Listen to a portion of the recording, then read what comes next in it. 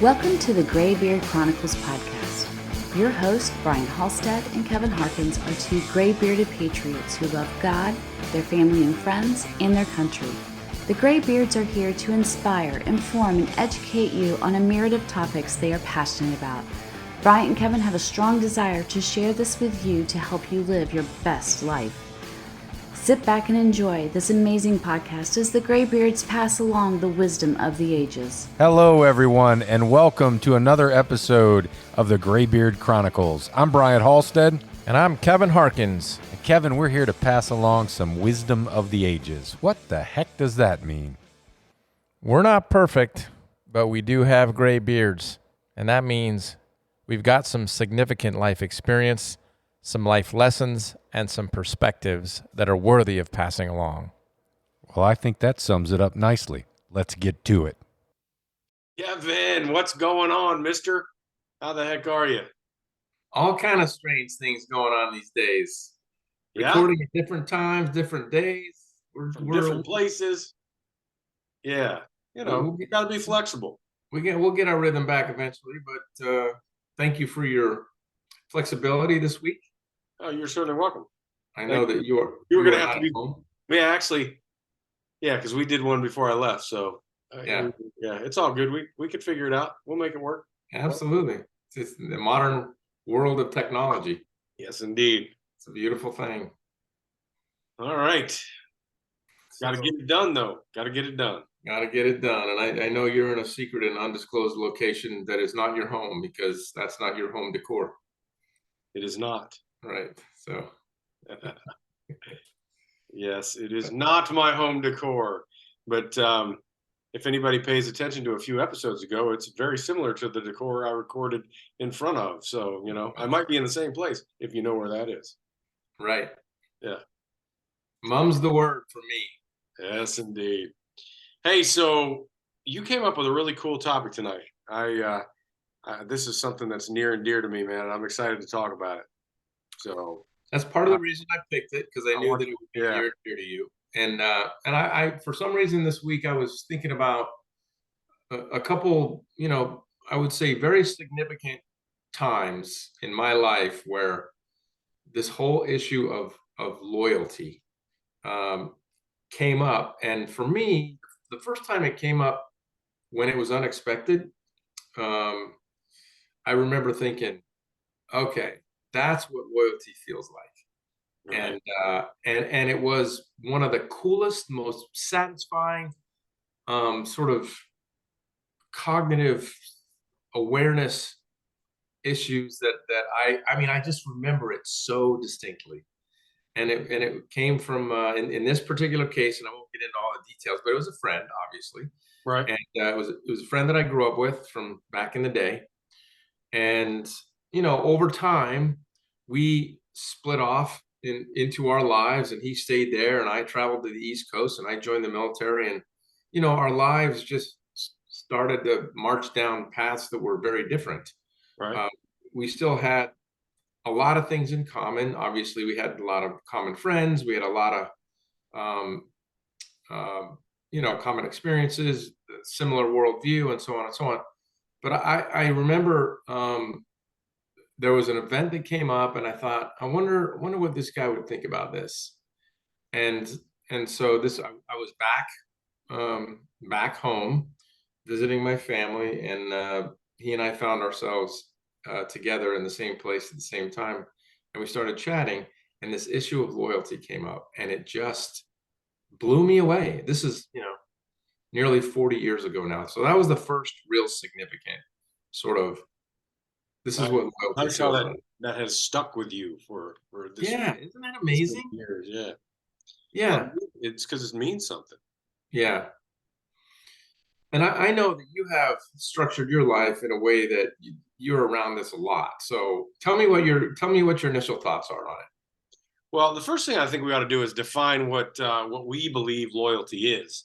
And for me, it's a devotion. It's a commitment to a cause, a person, a country, a group, a brand. I mean, it can show up in a lot of different ways. And at the same time, it's something that, like you said, that feeling, when you feel it, it's an incredible thing to know that you have that bond of loyalty with someone. And usually when you feel it, it's because you're interacting with a person, not necessarily a country or, you know, a brand. It's with another person. Um, and, you know, for me, it is absolutely one of my core values, Yeah. personally, and the club that I'm affiliated with is one of our guiding principles or core values. And Yeah. just it matters. It absolutely matters. And you know, it's one of those things. It's kind of like trust. You know, you're willing to extend it, right, and display it to somebody that you are just developing a relationship with, right? So it's kind of an opening salvo that you'll give them or extend them some loyalty, and it's incumbent upon them to reciprocate that, because Right. loyalty without reciprocation is not going to last. It's Right. absolutely not going to last. You're going to go into a deficit there, and all bad things will happen there. Yeah.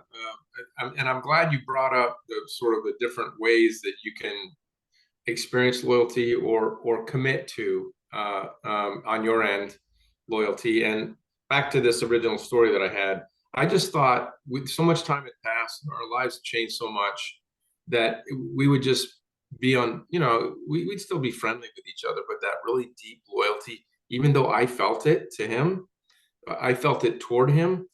I didn't have any expectation that it was reciprocated after all these years and different things and different paths, and I didn't even know if the world view had changed. But what became clear through just a few minutes of conversation is um, he was a true and loyal friend. And the thing is, people need to be allowed to be themselves, and they can be different, and you can still have that loyalty to them. And so you sort of stick with them through thick and thin, good and bad, up and down.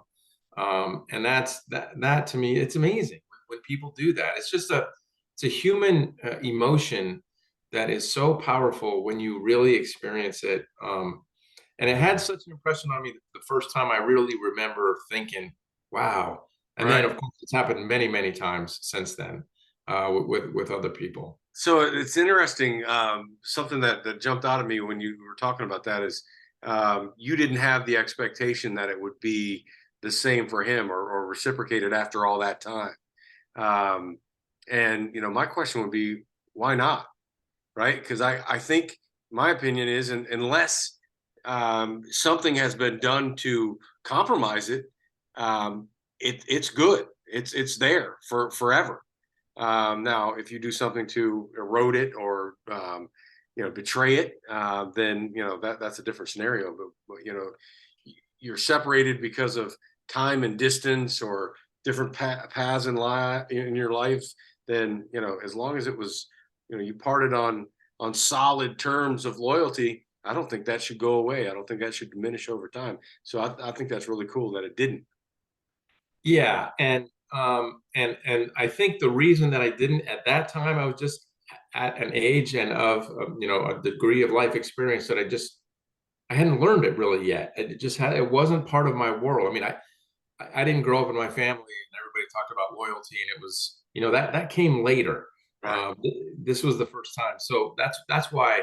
I mean, I hoped, I thought, but I didn't know. And then when we talked and we started reliving and started sharing stories and what was going on, and then it was just, and then again, as kind of like you know, when I went to the Coast Guard Academy, that is a, you know, like a deep well of loyal friends Right. that you go through the cauldron with 4 years of hell, basically. And when you graduate and you are still around those small group of people, men and women that you went through that with, Right. that's there forever. You're right; it never goes away. Yeah. And it's just so uplifting to both parties in a very loyal, committed kind of dynamic that yeah. And it's kind of like friendship. The way you have loyal people in your life is you be loyal. You know, you take the first step and you make the commitment and you decide that you're going to do that.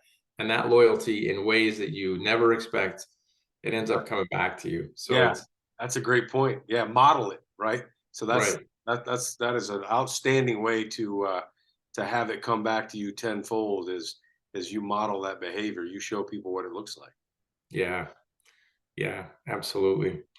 And similar to you, you mentioned, you can be loyal to a country, which I am. I know you are. I mean, I am loyal through thick and thin, up and down, and all around.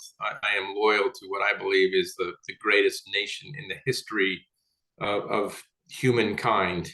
Right. And so I'm here, and there it gets ugly, it gets nasty, it's tough at times, and there are times that are good, but I'm loyal to it. I love this country, and I'll die for it, literally. So Amen to that, as will I. yeah, yeah. So yeah. Anyway, I just think it's worth people taking a minute to think about: do I have enough loyalty in my life? Yeah. And if you answer that question no, then the next question is, well, as you would say, why not? Right. What is it about Yeah. what How is it about you that's not doing that you need to be doing, exactly right? Because maybe the reason is staring back at you in the mirror. You know, the other thing I'd ask people is, what about brand loyalty? I know for me, once I find something that I'm loyal to, come hell or high water, they'll have to do something pretty dramatic to lose that loyalty. yeah, Whether it's a Harley Davidson motorcycle, or I don't know that I'm necessarily loyal to any kind of whiskey, other than maybe all of them. Uh, but because I like the different varieties, but pipe brands, whatever. right, I've been a Jeep fanatic in times past. yeah, Still love Jeeps, but yeah, and there's a lot of reasons for that, right? So the history associated with them, and the things that the Jeep did for this country and our military, and so on. So but yeah, brand loyalty is kind of a cool thing. And what do you I'd ask people to think about, what are your standards there, right? So how do you get there? What causes you to have brand loyalty? right, Is it their reputation? Is it things that the organization or the brand has done, or is it people? Because a lot of times, if you're dealing with maybe a restaurant or something like that, where local folks, and your connection to those people is the source of that loyalty. right, absolutely.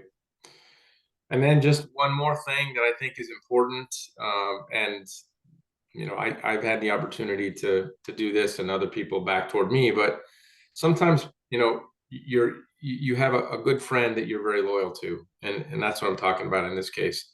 And you watch this friend go through tough times, or maybe make some bad decisions, or maybe do some things that you don't agree with, or maybe even do some things wrong that you don't agree with. And it's not aimed at you. It's just you see their life on this path, Right. and and then somehow you end up coming back together with that person, and you just let them know, hey, I'm still here for you. I'm still here with you. I still believe in you. That's powerful stuff, man. When that kind of thing happens, and It really is, because I'd put a caveat out there. It really depends what it is they've done, right? So there's some things that I know you have strong values about, and if someone, friend or not, they've got all your loyalty. They cross one of these lines. Sorry, you just compromise that, and you're not getting it back in any way, shape, or form. Uh, yeah, yeah, but yeah, if it's one of those situations where it doesn't violate one of those critical values that you have, and you can forgive them, it's important to pay attention to who's around you in the tough times. right, You can have a bunch of people around you in the good times, and not so many around you in the tough times. So you need to yeah, make sure that when you make it through and endure the tough times, that when you get to enjoy the good times again, that the people that were there with you in the tough times get to celebrate with you. yeah. That's when you find out who your true and loyal friends are. Is when you're going through the bad times and they're still with you. So yeah. Anyway, I just thought it was a neat reflection. So there you go. Yeah, and I'd add one other thing to that too with friends when you're dealing with loyalty is, who do you have that is loyal enough, loves you enough to tell you things that you don't want to hear and you need to hear, right? So who's going to call you on your shit? Right. Those people should have a great value to you, because that's a very important thing to have. You need people willing to call you on your shit. Right. Absolutely. Yep. Great points, Brian. Thank you for engaging with me on this. You are certainly welcome. I appreciate you selecting this topic for discussion. That's all I got. All right. Well, I think we can wrap this thing up. And as I say, or now maybe you say too, no matter who you are, where you are, what you're doing, make sure between this podcast and the next, you take time to enjoy the ride. Thank you for listening and watching. Thank you for listening to this episode of the Graybeard Chronicles. Please subscribe so you'll receive notification when new episodes are available. To learn more about the Graybeards, visit their website, graybeardchronicles.com.